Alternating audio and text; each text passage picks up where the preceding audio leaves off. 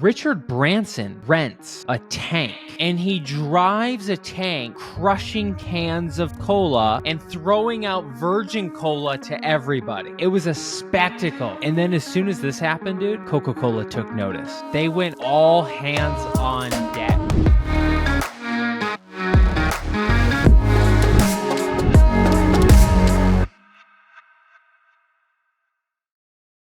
All right, dude, I've got some cool stuff for us to talk about.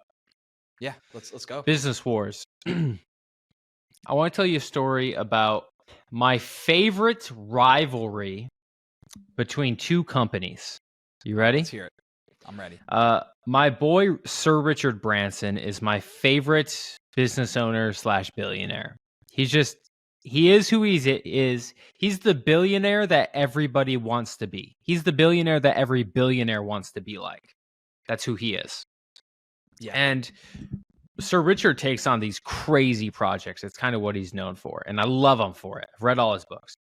He decided he wanted to go toe-to-toe with Coca-Cola. Big Coke. I mean, dude, we're talking one of the biggest companies in the world, Coca-Cola. Sir Richard wanted to take them down. He's like, they've been on this throne far too long. So in the 90s, up until 2004, Sir Richard comes out with Virgin Cola. Oh, wow. Virgin Cola. That's his whole brand, right? Virgin Airlines, Virgin Records, Virgin Cola. Like everything's Virgin. Yeah, that's dude. He nails it. Dude. He loves it. He loves the brand. I love it. And they start this small campaign. They launch. They do some double-blind studies. Turns out Virgin Cola tastes marginally better than Coca-Cola.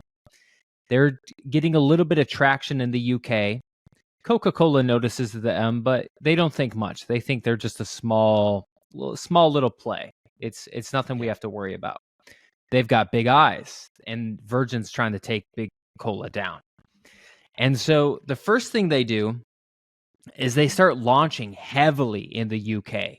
And they're going after all the big retailers, the Tesco's over there, the supercenters. They do a promotion. They create a plastic bottle that's top heavy. So it's got a thicker top and a smaller bottom. And Richard Branson goes to meet up with Pamela Anderson, the actress model, and goes, Pam, we want to call our bottle the Pamela, the Pammy, because it's top heavy. And Pam is like, all right, I can get on board. This is fun. She doesn't charge them anything for it. And so they're starting to come out with these wild ideas of how to promote their brand. They put it on Virgin Airlines. Everybody gets a Virgin Cola. And they start to gain some steam, dude. They start becoming the number one seller in the UK. They start to beat Coca-Cola. Wow. And they're like, all right, this isn't enough. We need to break into the US market.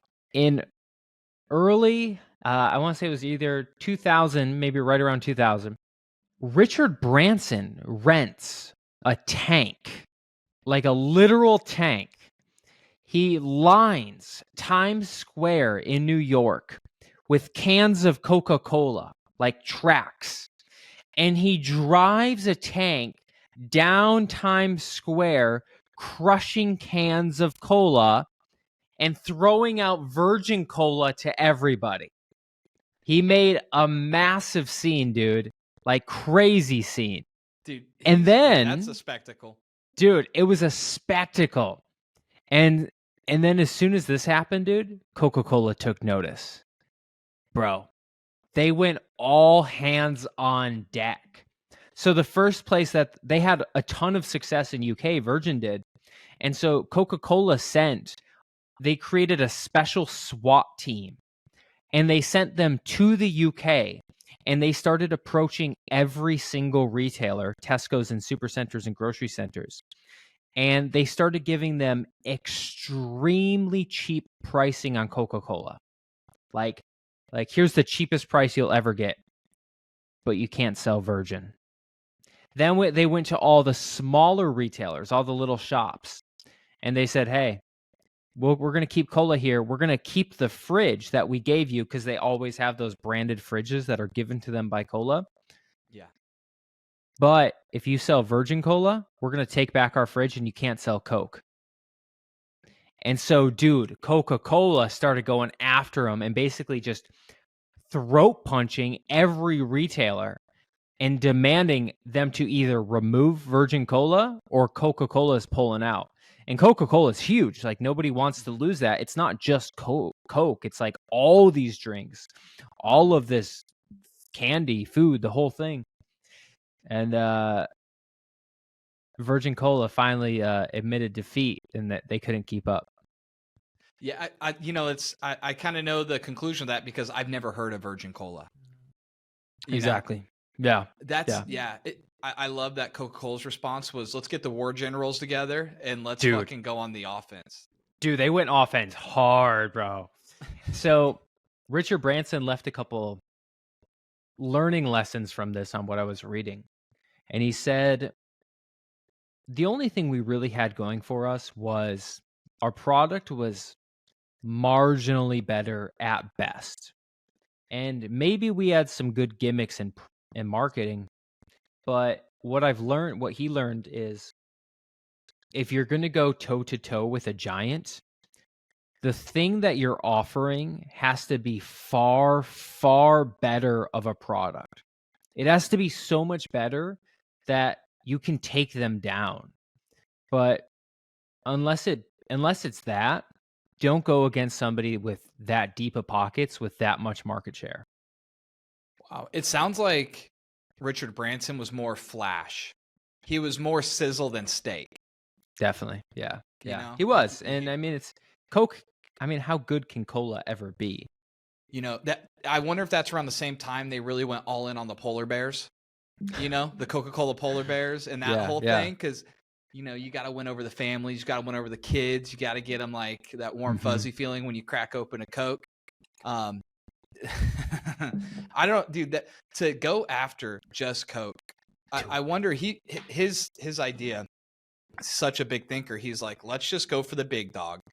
Kind of like that prison yard mentality, like first day on the yard, you got to try to, got to take out the chief, dude. You got to go challenge him. You might get, ganged up on in the showers later that day, but you got to take the risk. And prove your worth. Dude, he went out swinging. I'll give him that. He went out swinging. I heard a fact recently, actually, about, dude, Coca-Cola is so big. Do you know why Santa Claus wears a red suit? Because of Coca-Cola? Coca-Cola, dude. And whatever the 1900s, Santa Claus used to wear blue or green or something like that. And then Coca-Cola was like, nah, he wears red. And they start putting him in all of the commercials, Santa wearing red. And now everybody thinks Santa wears red because of Coca-Cola. No way. Yeah. Santa wears red, bro. Because of Coke. That is crazy. Yeah. Boy, try telling my parents that. I don't know if they're going to believe me. It's legit, dude. It's legit. You get some diehard, Saint Nick fans out there. It's due to Coca-Cola. I wonder if Pepsi tried to make a move and make them blue, bring back the blue Santa. Oh. But that just doesn't feel right. It doesn't feel right, dude. Pepsi, nah. I don't know much about that warfare, but I think Pepsi accepted number 2 a long time ago. They're good with that.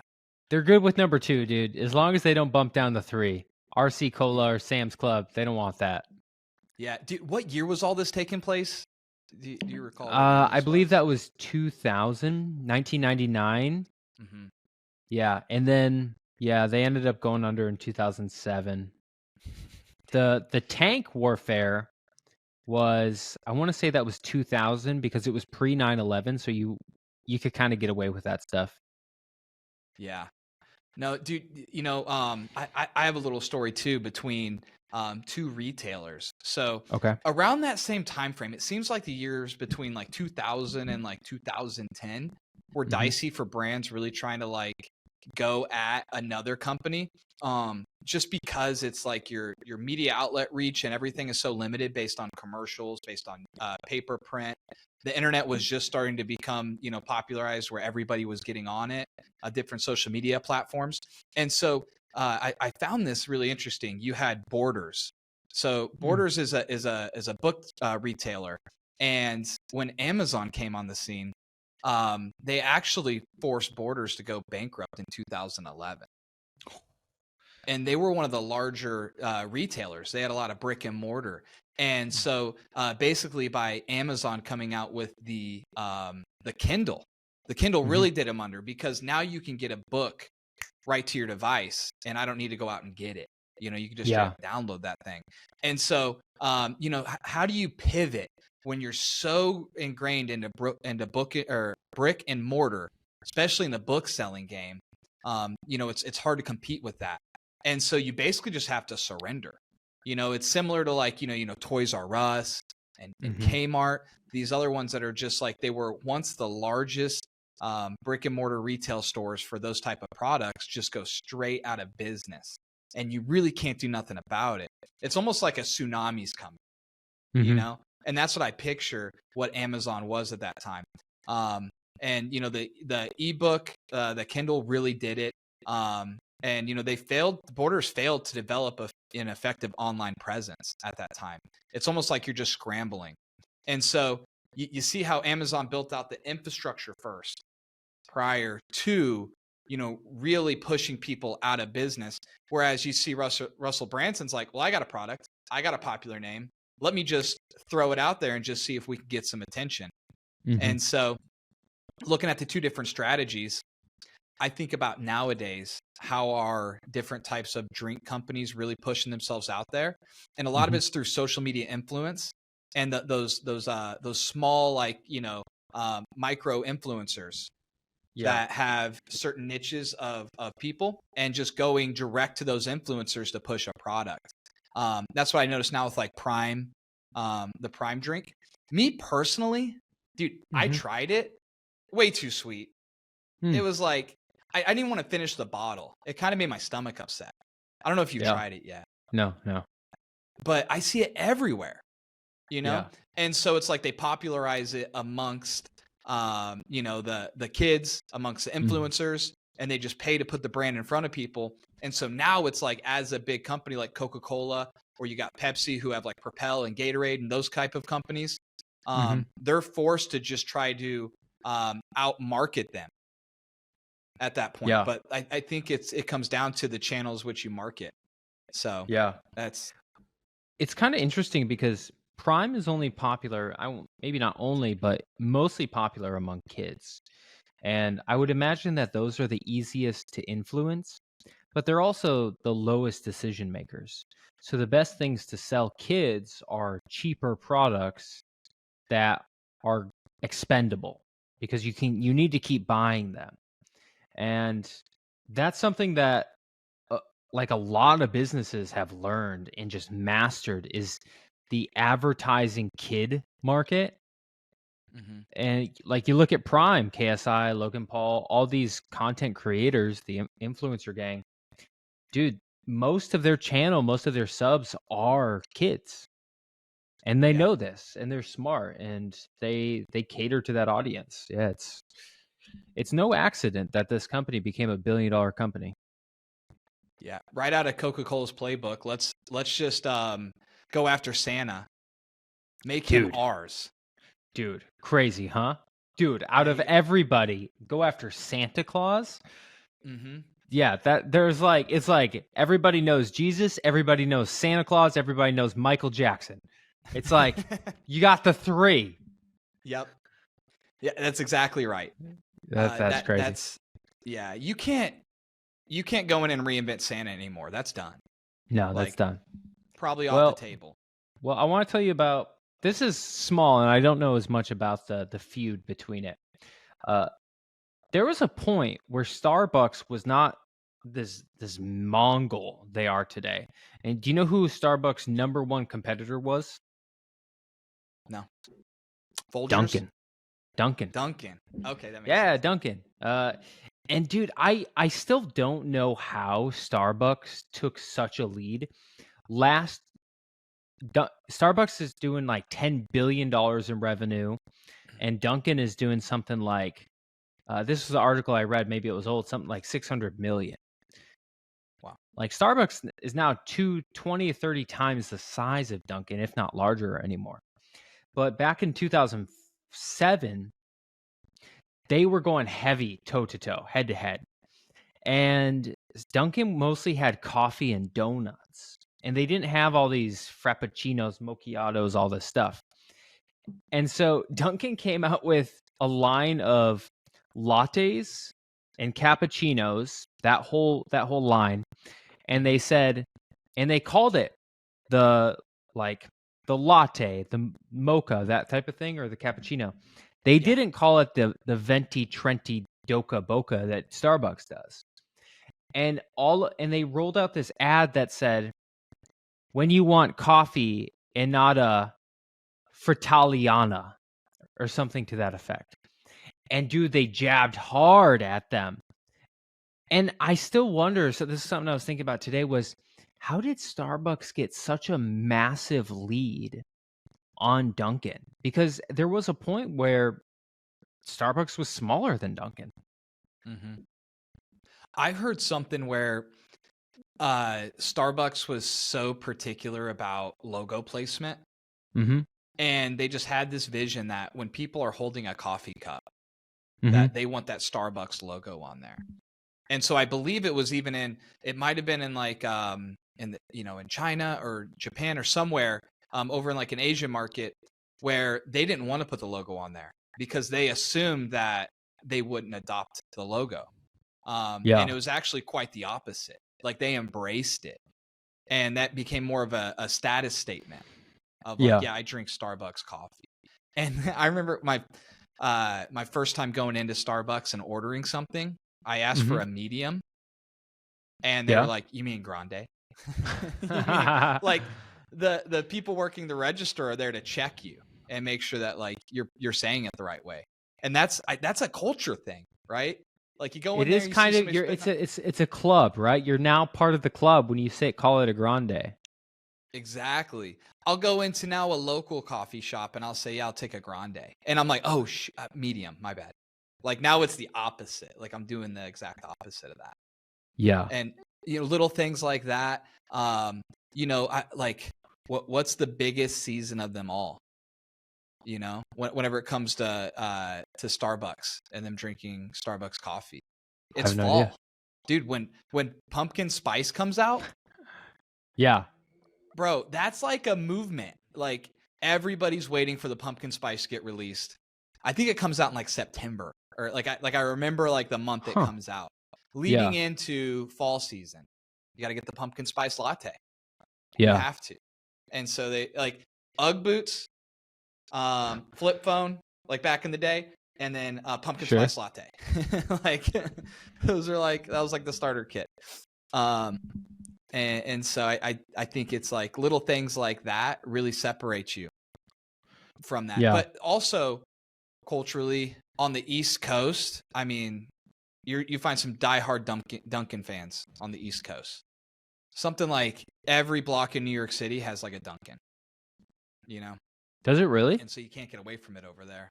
Pretty much. Wow, I didn't know that. I don't know if that's a fact, but yeah, Dunkin' is very much embedded over in the East Coast, like New York, New Jersey, all of that. For sure.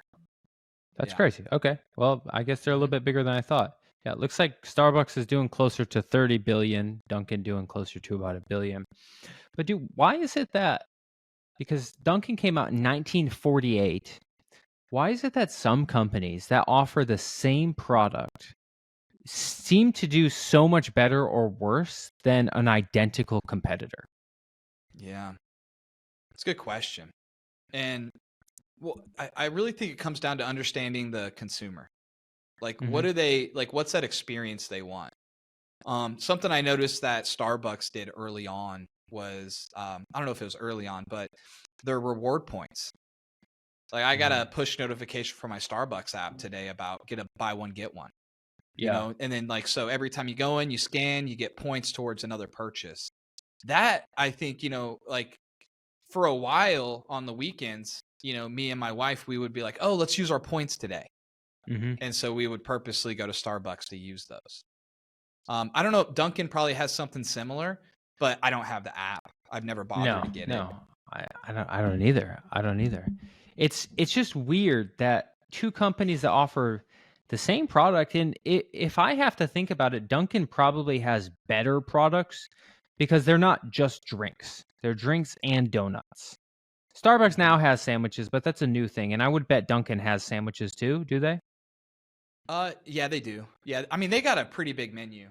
Do they? Things. So they've got a full breakfast menu plus tons of coffees. It's Lots of weird. donuts.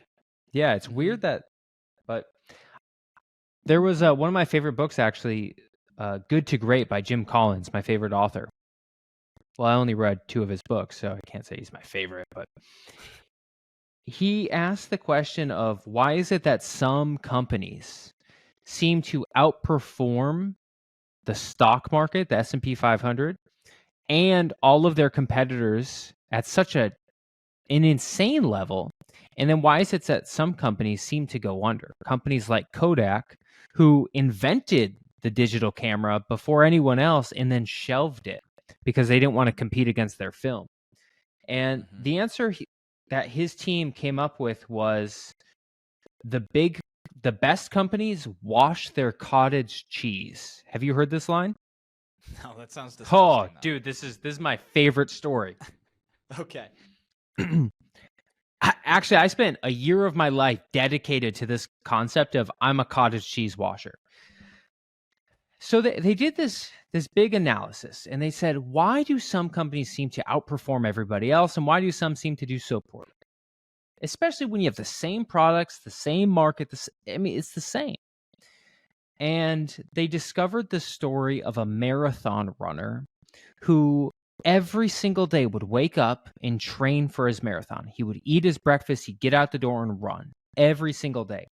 And this marathoner set a goal that he wanted to run the fastest 100-mile ultra marathon in the world. He wanted to be the fastest one. And ultimately, he achieved that goal. But they tell the story of how. And it wasn't that he ran more than anybody else.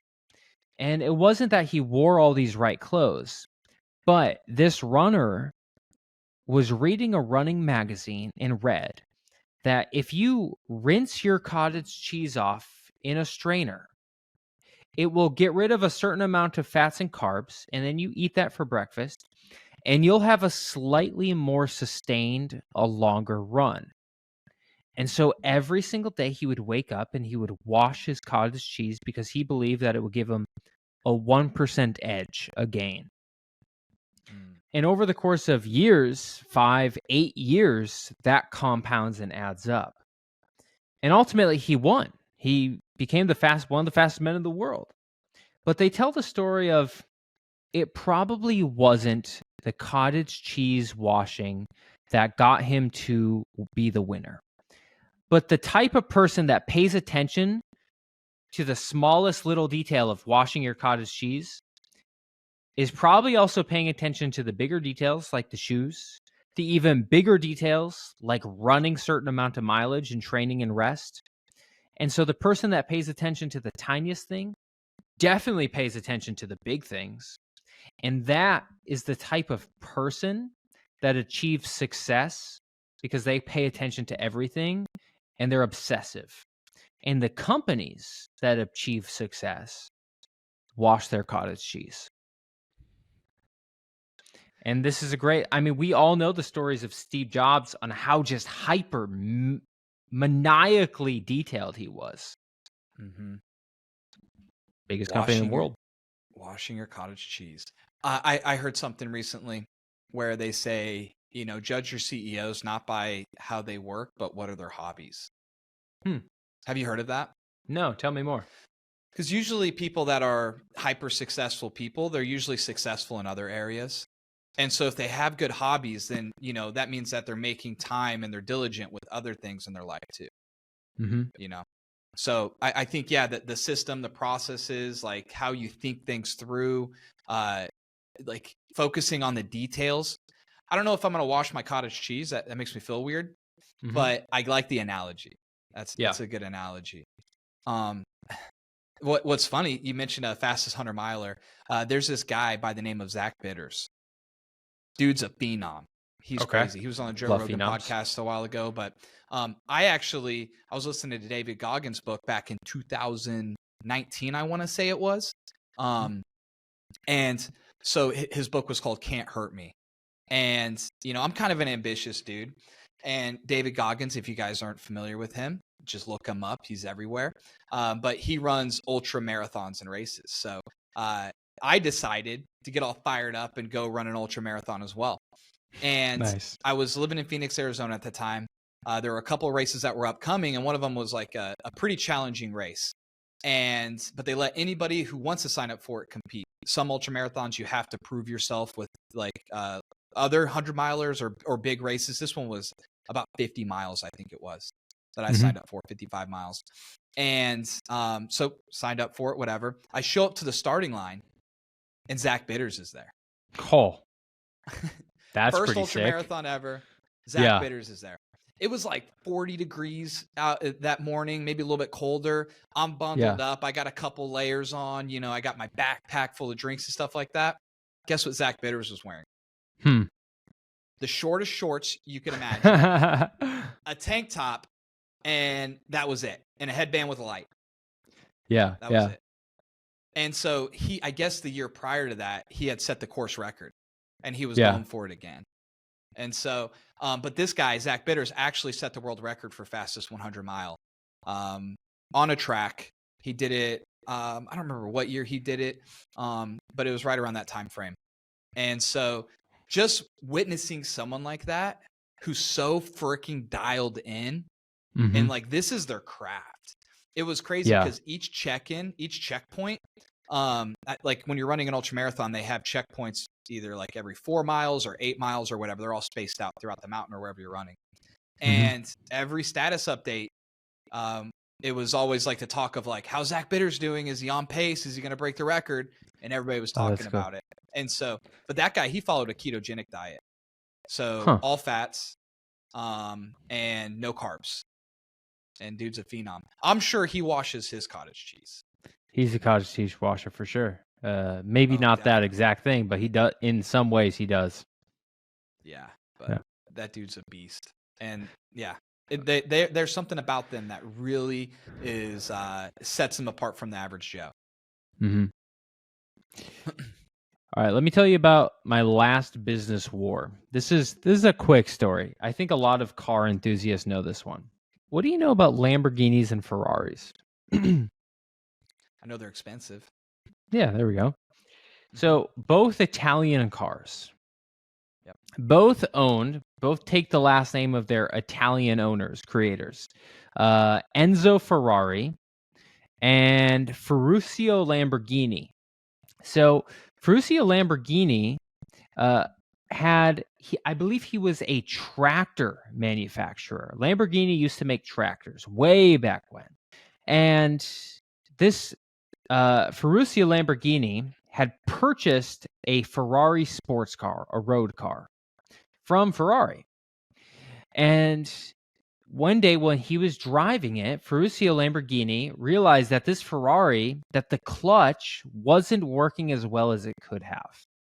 And this frustrated him because he was also a mechanic by trade. He built tractors, not sports cars, but there's a lot in common. And so he, after having to replace this and go through all kinds of hoops for it, he went down to the Ferrari shop, to the plant, the manufacturer. And this is when they were still relatively small. And he told them that their clutch, that the cars suck and that they need to fix this. And he said, here's what's wrong with it. And they blew him off. And this made this hot-headed Italian man a little more angry. And he said, I want to talk to Enzo Ferrari himself. And the story is, the saga, is that Enzo Ferrari basically refused him. Was like, no, you don't know what you're talking about. Like, don't talk to me about cars. Go back to making your tractors. And then Lamborghini goes, nah, your cars are rubbish. And decides that week to start building his very own better produced sports car. And the legacy has lived on between this rivalry now. Both Italian cars, amazing sports cars, pieces of machinery. But yeah, it's tough. Dude, yeah. Like just getting so frustrated at a product where you're like, I'm going to do this freaking better. Yeah. The like how bold that is to say like, okay, I'm going for that. dude, it's amazing. Actually, I mean, we all know the story of Blockbuster and Netflix. Right. Is it Reid Hoffman or who's the founder of Netflix? Yeah, no, Reed Hastings. So he was, and Mark Randolph, one of the owners, was at Blockbuster and was tired of getting Blockbuster bills and fees for late fees. And one day, his late fee was so big, it was more expensive. The story is it was more expensive than just to buy the VHS itself, the VCR. And he's like, this is ridiculous. Closed his account. Next day starts Netflix. Just says. And then I'm doing they're this. under. They're on, dude, he's mad. And I think that's some of the best businesses in the world have come out of that spite and frustration because the company isn't performing very well. Yeah. Like identifying gaps in a business model to where there could be improvement, but like you get the dinosaur brands that have been there forever. You talk about Nokia, they designed the camera, they had all that, like they had the market share there, but just not innovating or just realizing like, what does the consumer really feel like? How do they feel about this? And if there was another option, would they choose it? Yeah, those are probably some good questions to ask. Yeah, what you would get pegged for on Blockbuster for not rewinding the VHS. Dude, I'd be so mad. I'd be so mad. A big one. Oh yeah, it's so frustrating.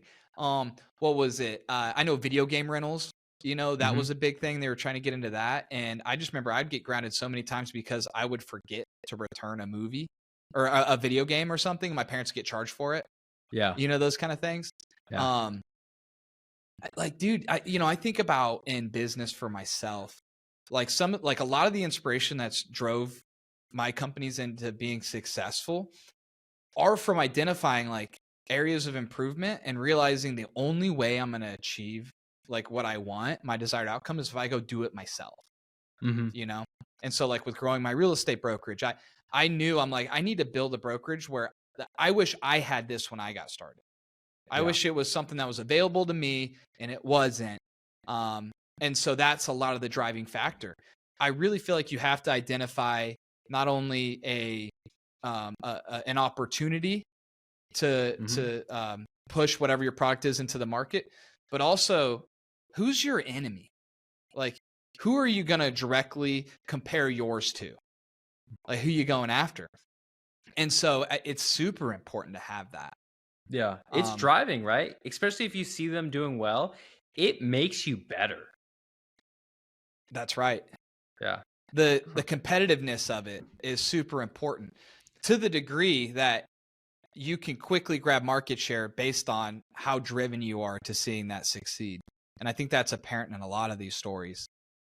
Based off of how the founders reacted towards either they got gypped or they feel like they weren't being serviced or they just like got tired of paying some freaking fees. And they said, you know what, I'm going to do this better. Yeah. It's actually funny you say that because having an enemy it's fun, dude. So my real estate software company, my SaaS company, there was a competitor much larger than us called Addressable. And they were my enemy in my head. They didn't know I existed. But to me, every time I would see them succeeding, I was like, because we have the same customer and a very similar product. And I loved to just hate them. I don't know why. But recently, a couple months ago, they went under. They went bankrupt. And I was a little, at first, I was like, yeah, them. And then after a day, dude, I was a little disappointed. And I was like, I don't have like I don't have somebody to look up to that I hope I can beat someday. I don't have that big brother that hopefully I can grow bigger than him. And I'm still on the lookout for it. Yeah. Outside of just having like a target of where you want to go, I think a lot of things that don't get put in the light as much is like the team you build to get you there. And then what are the things that you're repeating inside your organization to keep everybody on the same track? I was looking up recently Nike when they got started and how they were taking up market share. And something I was listening to is they would put out a one-page, basically like a memo whenever you get hired on to Nike, basically outlining like what's the company culture, how do we act, like basically indoctrinating you into what is Nike, being a part of that. And on there, you know, they talked about a lot, even though they're a shoe manufacturer, they talked about embrace change. Like that was one of the first things they preached, because I think they were just forward thinking enough to realize that let's not get too settled into just this. Let's be open to change, like pivot where the market's going. So getting your team on board with that too, because I notice in some businesses I've built and different things that I've observed is it's easy for your team to get complacent and say, well, this is how we've been doing it. Why are we going to change that? You know, but addressing that early with your core values and basically like, what is your business about and how are you going to conduct your business? Be on the offense at all times. That was the second thing. So it's embrace change and be on the offense at all times. Yeah. So it's just this aggressive, competitive mindset that they're just distilling to, you know, their executives, everybody who's, you know, playing a management role in there. And, you know, they had some things in here too. They had internal dangers to the company. They talked about internal dangers. Internal dangers. Because it's not only good to identify the external dangers, but what are the internal dangers? And what they talked about was bureaucracy, personal ambition, energy takers versus energy givers, knowing our weaknesses, and having too much on the platter. Dude, I resonate with every single one of those. And so, you know, I noticed here, like personal ambitious sounds like look out for personal ambition. Like that is an internal danger to the company. And so, dude, I believe it. Yeah. I mean that you have, there's so many companies that somebody will leave, branch off and start their own. Not that there's anything wrong with that, but as a business owner, you have to protect against it. You know, and you know, when I read that, that's initially what I thought. And what they went on to explain is the idea of ambitious people is that not only could they get to a point where they go off and start their own thing and now they're your competitor, like that could totally exist, but it's that the person who has singular personal ambition is probably selfish in their thinking. It's no longer a team effort. Yeah. It's how do my efforts and actions benefit the individual? And so that goes against a high performing team. You need all hands on deck. You need everybody's buy-in. So it's the us, not me. Yeah. You know? And so when there's too much of someone who is that individual who takes on their own agenda and has their own ambition, I mean, they'll do what's in their best interest despite what's in the best interest of the team. Yeah. I thought that was really neat to think that they're addressing that right off the bat, you know? Yeah. And this was way back, you know, in the 1970s, 1980s when they were talking about all this. What's this document called? This is Nike's what? I believe it's like it was like an internal memo. Basically, Nike's it was like memo? A one-pager.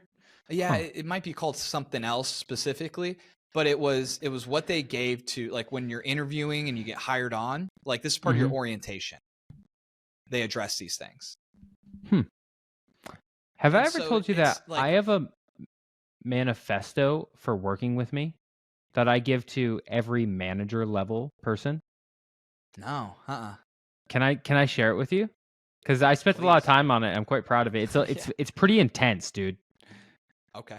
Let's hear what you got. Let me walk you through this. I'll share my screen here. Oh, here we go. All right.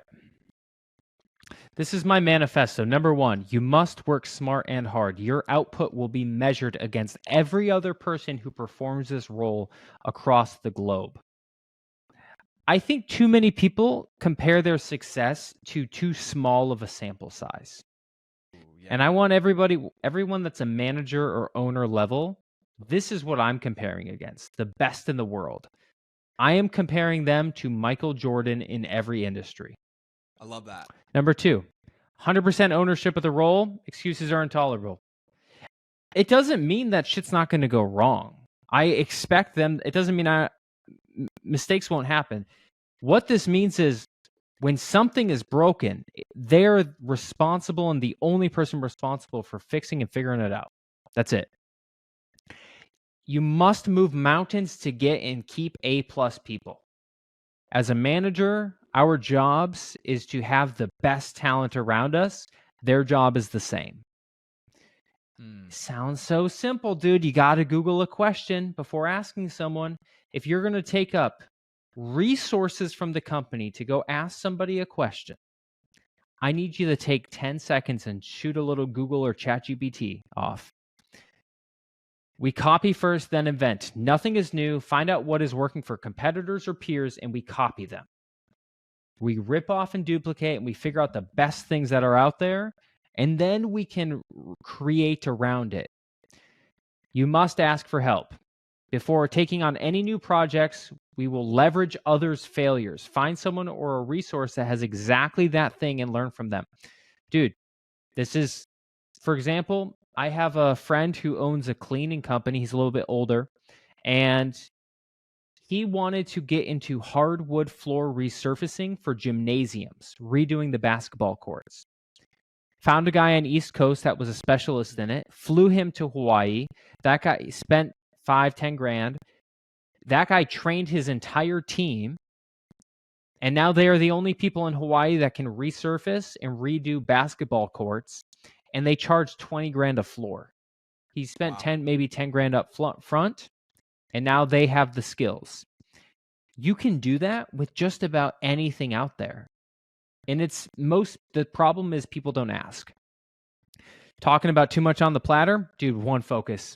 Everybody gets a quarterly focus, and that's it. You get one, and it's got to be done. And if it's not done, the answer isn't, well, I had so many other things. The answer is, well, dude, this is the only thing that I'm asking you to do. This is the one focus.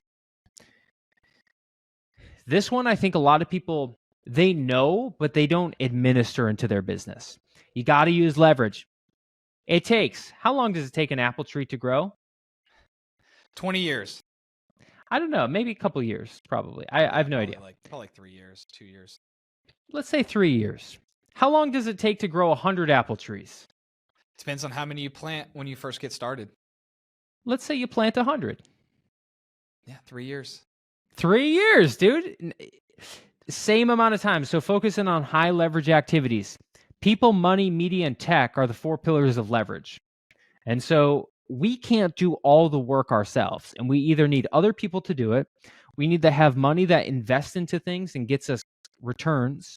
We need to use media because you can create one piece of content that gets seen by 50 million people, or you have to have technology like software that thing is just running every single day. Whether you're sick or whatever, people can still buy your product with tech.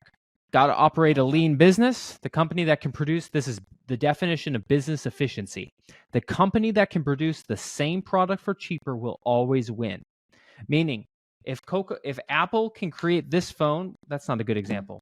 If Walmart can make these glasses for 30 cents and LensCrafters has to spend $300 to make these glasses, Walmart is going to outsell LensCrafters by a mile.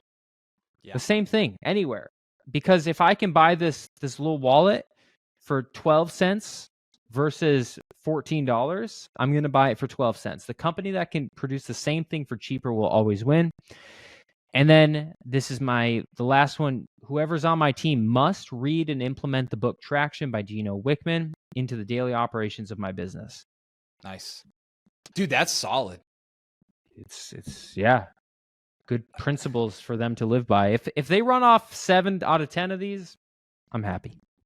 Yeah, man, I think that's a part of business that people neglect. I know I've done that too, even with knowing that things like this should be in place, right? Mm-hmm.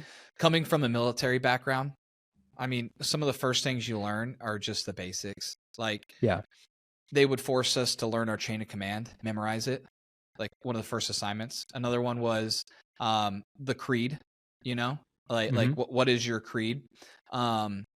Little things like that are super important because it does set the standard for how do we operate, our core values as well. And I feel like you've addressed a lot of that up front.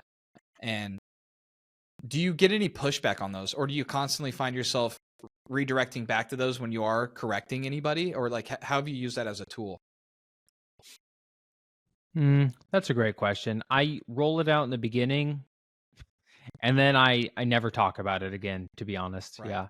Which sometimes I will reflect back, and it does make it a little bit easier because my managers, so I've got 4 different basically operators of companies that I'm in.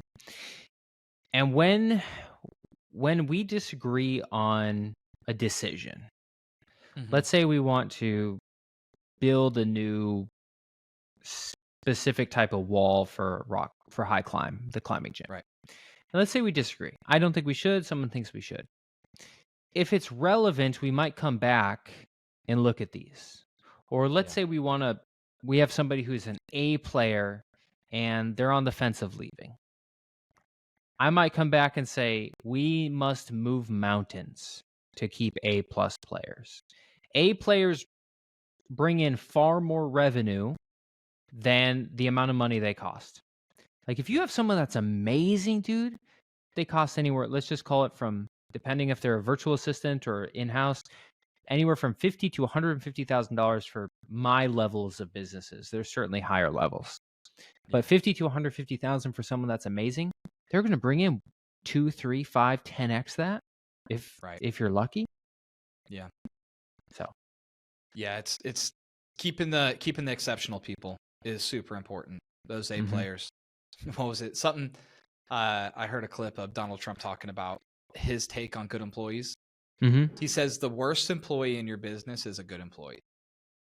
Such a Donald Trump thing to say. Yeah, yeah. He says because good enough employees do just enough not to get fired, and they do just enough to maintain their role. Right? They're not going to go above and beyond. They're not going to work harder any more, any less than they need to. Sure. He said because bad employees find their way out faster because they'll just be fired. He says you're looking for those exceptional people, the ones that put in the extra hours, that go above and beyond, and that work super hard. And I know a lot of people, they take a stance on it where it's like, well, look, I'm just here just to collect a paycheck and feed my family, you know? And so it depends, I guess, on what the job is, on what you're willing to tolerate. But I think to really make an impression to someone like him or in any organization, I mean, those exceptional people tend to be the ones that are more recognized, that probably have a brighter future, because they're either gonna, like you said, you'll move mountains to keep your A players. So if you're exceptional and then now you finally, hey, my work has proved itself, I want a raise or I want a different position. If you have the right boss or someone's recognized that, whatever it takes, they will accommodate. Yeah. I mean, that's the thing. Just like there's great employees, there's also shitty employees. Just like there's shitty bosses, there's also great bosses. Yes. Yeah. That's the constant with people. I'd like to leave us with a line. I believe it's from is maybe Sir Richard Branson about training your team and training your employees. Have you heard this line before? No. Okay, let me think of it here. So there's 2 conversations between 2 business owners. And here's how it goes. One of them was speaking and saying, you spend all this money on training to make your team better, to improve their knowledge, to make them better workers. What happens if you spend all this money to train them and they leave? And the guy responds with, what happens if I don't spend any money and I don't train them and then they stay? Yeah. And so the answer is you got to train your team and you got to put the time and the money in. There's no other way.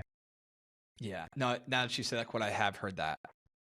And it's such a good reminder because I was having that conversation just the other week, and I think that got brought up. Something to that effect got brought up in the conversation. And it really just brings you back down to earth and says, okay, you got to invest in your people. I think the thought process behind what if they leave is a scarcity mindset, and I feel like most people They want to be challenged. They want to be pushed to their potential, and they want to do well. And not everybody wants to leave you and go start their own thing. Right. And so, just reminding yourself of that is super important. That's a great one. Yeah. I agree with that 100%. Yeah. Yeah. And I believe that was Richard Branson that said that. I could be wrong, but of course. Yeah, Sir Richard. Let's Sir maybe, Richard, maybe. Don't quote me on that. I'm not certain of that one, but he said a lot of things. I don't know if that was the one, but he said a lot of good stuff. Well, dude, Business Wars, is that the pod? That's the pod. Cool. I like it. Nice.